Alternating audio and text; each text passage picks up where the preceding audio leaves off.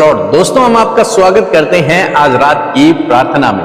और आज मैं आपसे बात करना चाहता हूं पारिवारिक लड़ाई झगड़ों के विषय में, क्योंकि जब आज सुबह मैं परमेश्वर के वचन को पढ़ रहा था तो प्रभु ने अपने वचन के द्वारा मुझसे बातचीत की इस विषय में, पारिवारिक लड़ाई झगड़ों के विषय में। हो ना हो कोई भाई या बहन इस वीडियो को देख रहे हैं, हमारे साथ में प्रार्थना में शामिल हैं, जिनके परिवार में लड़ाई झगड़े चल रहे हैं, और परमेश्वर आज आपको सॉल्यूशन बताने जा रहे हैं कि क्या आपको करना चाहिए ताकि आपके परिवार के लड़ाई झगड़े कम हो जाएं या शांत हो जाए, आपका परिवार एक खुशहाल परिवार बने। ये प्रभु की योजना है। परंतु ये लड़ाई झगड़े गलतफहमियों के कारण, गुस्से के कारण, या फिर अहंकार के कारण, या फिर धन के कारण, या फिर किसी और कारण से हो रहे हैं, परमेश्वर इन्हें सॉल्व करेगा, क्योंकि हमारा परमेश्वर महान परमेश्वर है। जो कुछ आप उससे प्रार्थना करेंगे वो आपकी प्रार्थनाओं का उत्तर देगा, और सारे परिवारों के लड़ाई झगड़े प्रभु शांत करेगा, सॉल्व करेगा। मैं जब उत्पत्ति किताब उसका 13 अध्याय आज सुबह में पढ़ रहा था तो यहां पर अब्राहम और लूत के विषय में लिखा गया है। अब्राहम लूत को अपने साथ कनान देश लेकर के आया, और परमेश्वर ने इन दोनों को इतनी आशीष दी कि ये बहुत अधिक धनी हो गए। आज शाम में मैं आपको भी उत्साहित करना चाहूंगा कि परमेश्वर आपको भी धनी करने की सामर्थ्य रखते हैं। इसलिए कभी भी धनवान होने के लिए, पैसा कमाने के लिए, धन संपत्ति प्राप्त करने के लिए कोई भी गलत रास्ता कभी भी न अपनाएं। परमेश्वर पे भरोसा रखें, कोई शॉर्टकट ना अपनाएं, परमेश्वर पे भरोसा रखें, अपने काम को करते रहें, परमेश्वर उसमें आपको आशीष देगा, आपको आगे बढ़ाएगा। उसके लिए आपको धनवान बनाना, आपको धन संपत्ति देना, आपको आशीषित करना, आपको सफल बनाना बहुत आसान है। यहां पर लूत और अब्राहम को परमेश्वर ने यूं ही धनवान बना दिया। आपको भी परमेश्वर धनवान बनाने की सामर्थ्य रखता है, इसलिए आप कभी भी गलत रास्ते ना अपनाएं, परमेश्वर पे भरोसा रखें। जब इनके विषय में लिखा है कि ये धनवान हो गए तो इनके पास बहुत सारे गाय, बैल, भेड़, बकरियां, बहुत सारे जानवर इनके पास थे, घरेलू जानवर। तो उनकी चरवाही के लिए इन्होंने चरवाहों को भी अपने साथ में रखा हुआ था।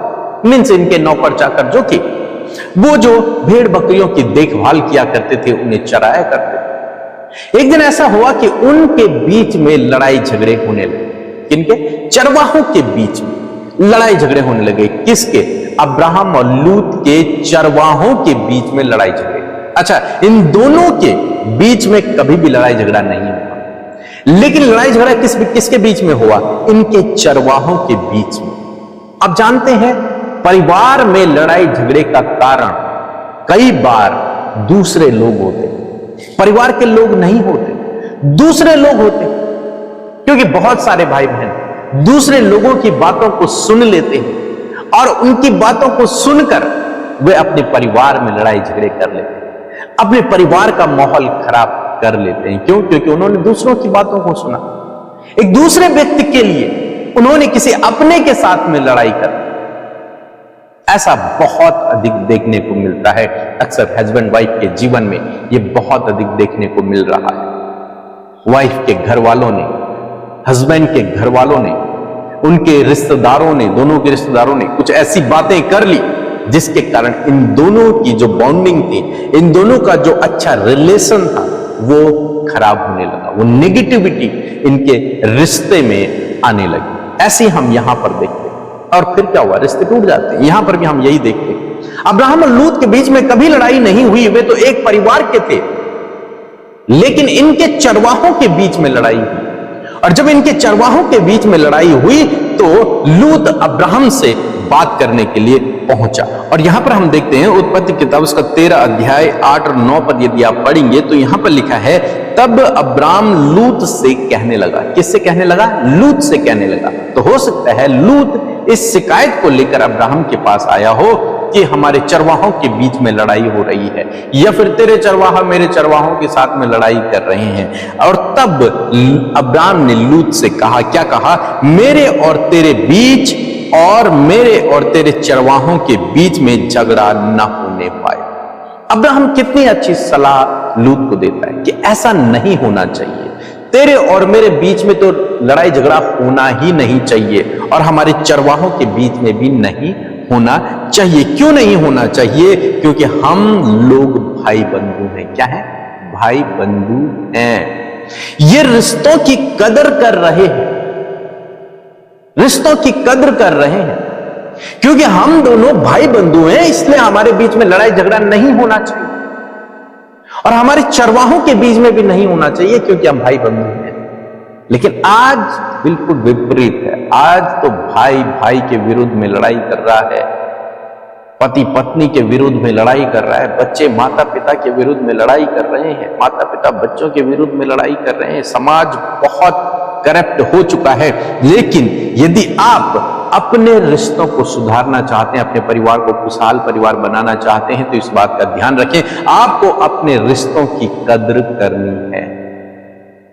मम्मी पापा को मम्मी पापा की नजरों से देखें, पत्नी को पति को उस नजर से देखें कि हम दोनों क्या हैं, एक रिश्ते में हैं और हमारे रिश्ते में छोटा बड़ा है, मीन्स मम्मी पापा की एक रिस्पेक्ट है। अब बच्चे मम्मी पापा से लड़ेंगे तो फिर रिस्पेक्ट नहीं कर रहे हैं अपने रिश्ते की। आपको अपने रिश्ते की क्या करनी है? रिस्पेक्ट करनी है। यहां पर हम देखते हैं अब्राहम कहता है कि हम दोनों तो भाई बंधु हैं, हमारे बीच में लड़ाई झगड़ा नहीं होना चाहिए, यहां तक कि हमारे चरवाहों के बीच में भी नहीं होना चाहिए। तो पहली बात आपको यह समझना है कि आपको अपने लोगों के साथ में लड़ाई झगड़ा नहीं करना है, अपने परिवार वालों के साथ में, अपने रिश्तेदारों के साथ में, अपने भाई बंधु लोगों के साथ में आपको लड़ाई झगड़ा नहीं करना है। आगे परमेश्वर का वचन कहता है 9 पद में, क्या सारा देश तेरे सामने नहीं? इसलिए मुझसे अलग हो जा। यदि तू बाईं ओर जाए तो मैं दाहिनी ओर जाऊंगा, यदि तू दाहिनी ओर जाए तो मैं बाईं ओर जाऊंगा। और यहां पर अब्राहम इस प्रॉब्लम को सॉल्व कर देता है। और कैसे सॉल्व करता है कि हम दोनों क्या करते हैं, हम दोनों अलग अलग हो जाते हैं। तो अपना परिवार संभालना, मैं अपना परिवार संभालना। अभी तक वो एक साथ थे, लेकिन अब कहते हैं कि हमारा रिश्ता न टूटे, हमारे बीच में दरार न आए, हमारे रिश्ते कायम रहें, इसलिए हम क्या होते हैं, हम थोड़ा अलग अलग हो जाते हैं। मीन्स ताकि कोई प्रॉब्लम ना हो। दो परिवार, एक परिवार था पहले, अब वो दोनों अलग अलग हो गए। अभी लूत अपने परिवार को संभालेगा, अब्राहम अपने परिवार को संभालेगा। अब उनके बीच में लड़ाई झगड़े नहीं होंगे। क्यों? क्योंकि वो थोड़ा डिस्टेंस में चले गए। बोला यदि तू पूरा जाएगा तो मैं पश्चिम जाऊंगा, तो दाहिने जाएगा तो मैं बाएं चला जाऊंगा। और यहां पर अब्राहम ने उस प्रॉब्लम को सॉल्व कर दिया। अब उनके बीच में आज के बाद कभी भी लड़ाई झगड़ा नहीं हुआ, ना उनके चरवाहों के बीच में, ना उनके बीच में, और रिश्ता कायम रहा। ऐसा नहीं था कि उन्होंने रिश्ते तोड़ दिए, जैसे आज की डेट में देखते हैं रिश्ते भी तोड़ देते हैं लोग। नहीं, रिश्ता कायम रहा। उन दोनों का जो भाई बंधु का रिश्ता था वो कायम रखा और रहा, उसमें कोई दरार नहीं आई। बस वे दोनों अपने अपने परिवार को लेकर अलग अलग चले गए, बस बाकी रिश्ता मजबूत रहा। वक्त मुसीबत पे वो दोनों एक हो जाते थे। हम आगे पढ़ेंगे। आज सामने परमेश्वर का वचन आपको, मुझे, हम सबको उत्साहित करता है कि जब आपको प्रॉब्लम नजर आए कि किस कारण से आपके घर में लड़ाई झगड़े हो रहे हैं, कोशिश करें उस कारण को सॉल्व करने, जितनी जल्दी हो सके उसे सॉल्व कर दें। यदि आपको लगता है इस कारण से हमारे घर में लड़ाई झगड़े हो रहे हैं, आपको वो कारण पता है कि आपके मम्मी पापा क्यों आपको डांट रहे हैं, किस कारण से डांट रहे हैं, आपके पति पत्नी के बीच में किस कारण लड़ाई झगड़े हो रहे हैं, आपको पता है वो रीजन, तो आप उसे सॉल्व करो। क्या लिखा है? अब्राहम ने उसे सॉल्व कर दिया। ये आप पे डिपेंड, आप उसे सॉल्व करें। अब्राहम ने लूत से नहीं कहा कि तू ऐसा क्यों कर रहा है, तुझे पता नहीं है मैं तुझे यहां पर लेके आया हूं, तू मेरे साथ में लड़ाई करेगा, मैं लेके आया हूं तुझे। नहीं, उसने कुछ भी नहीं कहा। उसने उस प्रॉब्लम को सॉल्व किया। जो कारण था लड़ाई झगड़े का, उसे ही उसने अलग कर दिया। उस कारण को सॉल्व कर दिया। भाई तेरे चरवाहा मेरे चरवाहों से कभी मुलाकात ही नहीं करेंगे तो उनकी लड़ाई नहीं होगी। उन्होंने सॉल्व कर दिया उस प्रॉब्लम को। यही आपको करना है, आपको उस प्रॉब्लम को सॉल्व करना है जिसके कारण घर में लड़ाई झगड़े हो रहे हैं। यदि आपके शराब पीने से लड़ाई झगड़े हो रहे हैं तो आप अब्राहम की तरह सही डिसीजन लें, उस शराब की लत को आप छोड़ दें। यदि गलत संगति में जाने से आपके घर में लड़ाई झगड़े हो रहे हैं तो आप उसे छोड़ दें। यदि अधिक फोन चलाने से आपके परिवार में लड़ाई झगड़े हो रहे हैं तो आप उसे दूर करें। यहां पर अब्राहम खुद पर काम करता है, दूसरे पर नहीं। अब्राहम एक बहुत बड़ा त्याग भी यहां पर करता है। क्या है?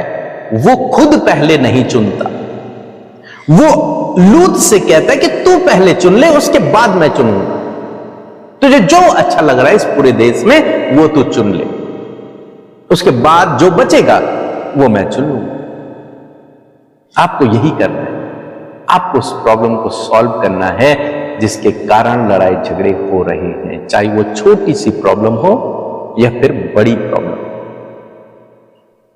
उसको सॉल्व करना है। हो सकता है वो प्रॉब्लम आपका गुस्सा हो, आपको उसे सॉल्व, ये खुद करना है। आप दूसरे पर ब्लेम नहीं करेंगे, आप इस विषय के लिए दूसरे को नहीं करेंगे, कहेंगे ये आपको खुद करना है, अपने आप पर परिवर्तन लाना है, अपने जीवन में इस काम को आपको करना है। यदि आप एक खुशहाल परिवार को देखना चाहते हैं तो इस प्रॉब्लम को आपको सॉल्व करना है। यदि पति पत्नी के बीच में लड़ाई झगड़े हो रहे हैं तो कारण ढूंढो, क्यों हो रहे हैं। और यदि आपको कारण मिल जाए तो उसे खुद सॉल्व करो, दूसरे पर न डालो। मेरा पति करेगा, मेरी पत्नी करेगी, नहीं, आप करिए, आप उसे सॉल्व कीजिए। परमेश्वर से प्रार्थना कीजिए। बाइबल कहते हैं जो मुझे सामर्थ्य देता है उसमें मैं सब कुछ कर सकता हूं। वो आपको ज्ञान बुद्धि समझ देगा और उस प्रॉब्लम को सॉल्व करने की आप कोशिश करें और वो प्रॉब्लम सॉल्व भी हो जाएगी। आप ध्यान दें कि आपका पति किस बात से चिढ़ रहा है, आप ध्यान दें कि आपकी पत्नी किस बात से चिढ़ रही है, आप ध्यान दें कि आपके माता पिता किस बात से चिढ़ रहे हैं, क्या हो रहा है, कौन सा कारण है, वो कौन सी बात है, उसे सर्च करें, उसे ढूंढें और यदि वो आपको मिल जाए तो उसे सॉल्व कर लें। सिंपल है। और यदि आपने उसे सॉल्व कर दिया परमेश्वर की सहायता से तो आपका परिवार एक खुशहाल परिवार बनेगा, एक बहुत अच्छा मसीह परिवार बनेगा जो दूसरों के लिए आशीष का कारण होगा और एक उदाहरण भी होगा। सो प्रभु आपको इस वचन के द्वारा बहुत से आशीष दे। आमीन।